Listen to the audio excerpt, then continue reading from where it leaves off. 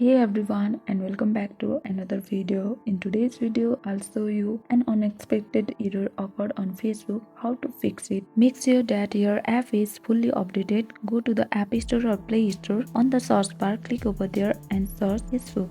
To the right side of Facebook, it will either say update or open. If it says update, that means your app needs to be updated, and if it says open, that means your app is up to date. As you can see, our app has been already updated. The reason we update our app because new updates get rid of bugs. So if this does not work, then you must reset your app. Now let's go to the settings.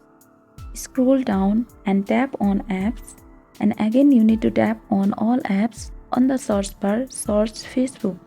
Now you'll get to enter on Facebook info, tap on storage and cache, then tap on clear storage. This will basically reset your app. Make sure to back up your data and find your way to log in back to app. If updating and resetting app does not work, then I do recommend uninstalling the app and then reinstalling the app. Now after that, you'll be able to fix your Facebook. Thank you for watching.